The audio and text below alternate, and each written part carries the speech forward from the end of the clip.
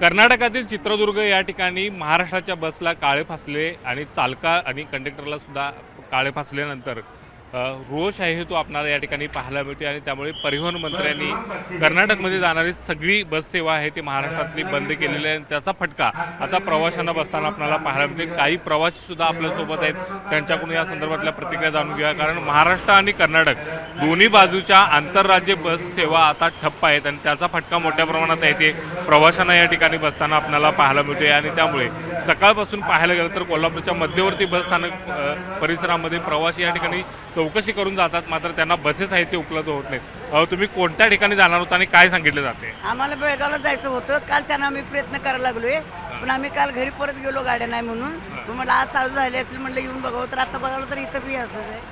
खरं तर या बसेस चालू झाल्या पाहिजेत असं वाटतंय का? मग चालू व्हायला पाहिजे तर कसा लोकांचा प्रवास होणार असं म्हणते, नाही तर नुकसान होणार।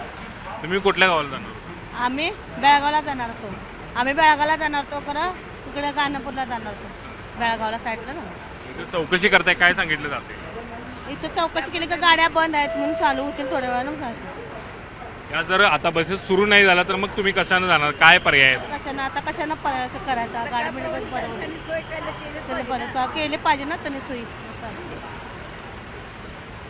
या ठिकाणी पाहायला गेलं तर प्रवाशांना दुसरं कोणतेही साधन या ठिकाणी मध्यवर्ती बसस्थानक परिसरातमधून नाही आणि त्यामुळे त्यांना त्याचा चांगलाच फटका बसताना पाहायला मिळतो। हे प्रवासी आहेत ते कालपासून या ठिकाणी जाण्याचा प्रयत्न करत आहेत, मात्र बसेस उपलब्ध नाही आहेत। दोन्ही बाजूच्या बसेस आहेत ते बंद आहेत।